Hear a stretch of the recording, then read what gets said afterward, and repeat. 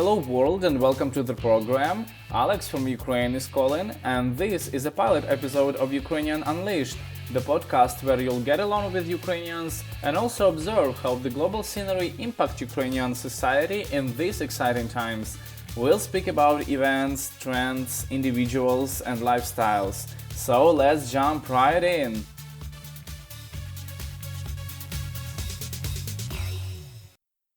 Okay, to start with, I bet those who hear about Ukraine for the last 6 years probably already became overdosed with information. But in my opinion, the thing is that all this news is describing Ukraine as a world's playground without touching important subjects of people's everyday life, opinions they share, and the choices they make.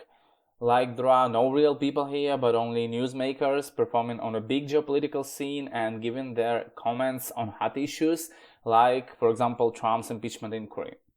So from my side, I'll try to stay enthusiastic, sharp, and expert in each subject we'll discuss here on air. Hope that my guests will too. But this is not only for putting you in context about how the things are really going on in Ukraine. This is also for having a weekly appointment with those who, like me, would like to sort out what's important for Ukrainians, why it's happening here today, and how we perceive it. So, without further ado, let's dive into this together.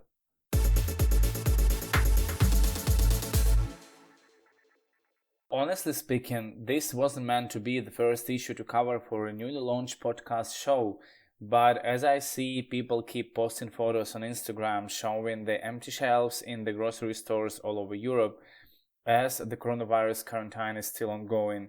So I also decided to comment on some hot issues about how the Ukrainians, together with the whole world of course, respond to the anti-epidemic measures implemented on the national and local levels. And I'm afraid, guys, this will probably remain the major issue for the whole 2020. So while in neighbor Poland, where my sister lives now actually, the panicking tendencies are quite strong. People really buy up all the goods and completely avoid public places and wear masks everywhere. Ukraine stays relatively calm. What I see here in Kiev when I go out, that regardless all the panicking in social media, people anyway are quite relaxed in real life and don't overbuy the groceries. They don't avoid public places and even quite rarely wear masks or any other protective gear. While this might correspond to our Ukrainian mentality as well, which is quite neglectful and sometimes even careless. But also, I think that people are distracted by the fact that there are only 41 cases of coronavirus with 3 death cases confirmed in Ukraine by March 21st. So now when the batches of tests are on their way, we are expecting the update on the statistics in the upcoming weeks.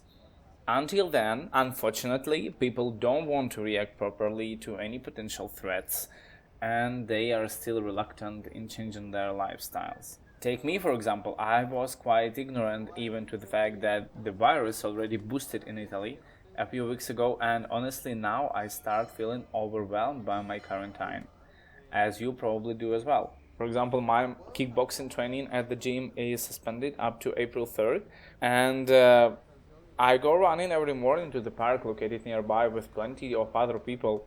I'm sure you guys are also using any alternative ways to stay in shape.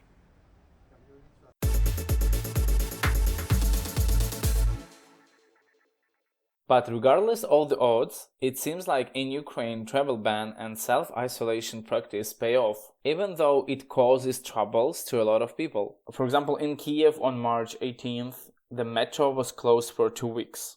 Such a measure for combating coronavirus was proposed by President of Ukraine Vladimir Zelensky.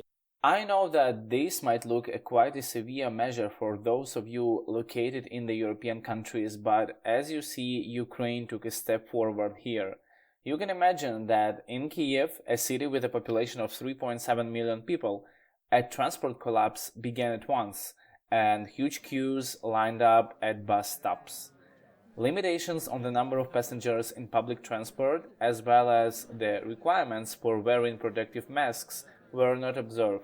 Besides, multi-kilometer traffic jams in the city center and on all bridges across the Dnieper River were formed.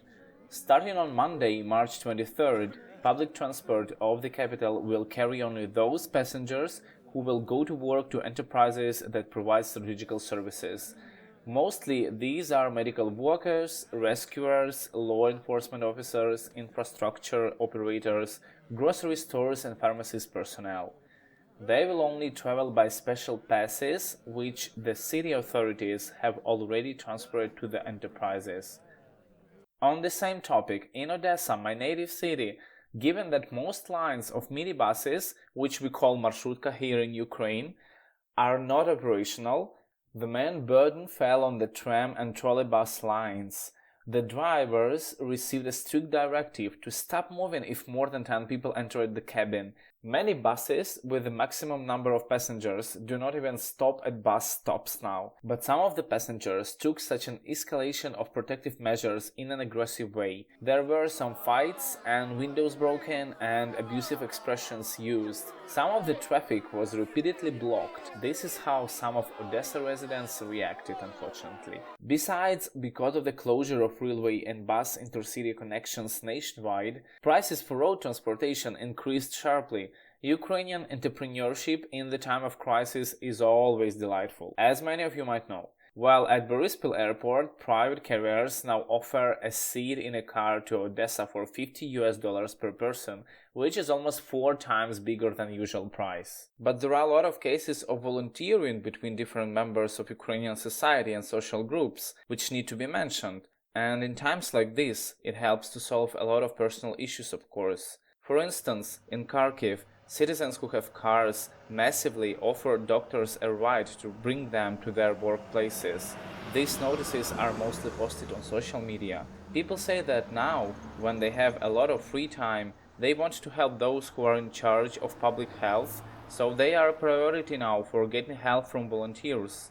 In order to protect the most vulnerable to infection category of the population, the elderly people, in another city, Dnipro, a contactless food delivery was organized by volunteers. The online platform, announced by mayor of the city, unites volunteers, activists and entrepreneurs who are ready to help. A logistics route is being worked out to bring food to nearly 12,500 patients and single pensioners.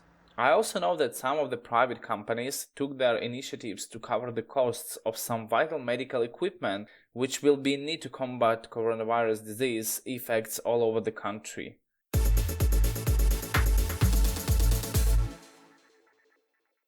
Okay, if we talk about the main sources of information, so fake news also needs to be considered among others. Ukrainians make their decisions based on what they consume from online and offline media, of course, and in general, unfortunately, don't check on them too much and don't trust much public officials' statements. For example, in Odessa, on social networks and especially on Viber Messenger, some fake news about the disinfection procedures with spraying substances from helicopters all over the city at night was actively spreading. Also, numerous medical advisors and doctors went to speak their minds these times online and became a big trend for Ukraine. As a result, all these events make harder to systematically implement general rules and just calm down the public when people hear all that buzz. It simply evolved into a massive online campaign without a lot of non-experts in the medical field also giving pieces of advice on coronavirus issues to the large audiences. But there are a few really important points which I guess need to be emphasized if we talk about Ukrainian case in particular. So first of all, I've never heard of any racist incidents, I need to say, with Asian people in Ukraine, who are almost 100,000 in total living in big cities here. There was no blaming in media as well, and the narrative while talking about the coronavirus was never hostile towards a particular group of people. Second of all, I need to stress out that the epidemic widespreading coincided with the resignation of the Ukrainian government on March 4th. That wasn't helpful and efficient for the whole situation at all, unfortunately. And thirdly, I suppose this global crash will be a huge push for Ukrainians for switching to the outsourcing industry, which comprises only 350,000 people now. Comparing with the rest of the population, this is only 1%. I'm so glad I work in international business that knows how to launch teleworking, but I know that a lot of Ukrainian companies are struggling with setting up their businesses online. Of course, this is not the case if we talk about production and operations, for example. So I hope more people from especially the younger generation will understand the importance of embracing new technologies and learning English, while unfortunately, it still sounds like a revelation for a lot of Ukrainians. Also, let me share with you some insights on the economic side. As I see, the service industry, together with small and middle enterprises, which form 50% of Ukrainian GDP, suffer the most now. I've already seen an online petition where a lot of Ukrainian employers were asking the government to establish a free of interest credit fund for helping local businesses survive these hard times. And I know that the Ukrainian parliament has already approved a support package for small and medium-sized enterprises in the form of tax deductions. Hope this will bring a positive effect to local communities.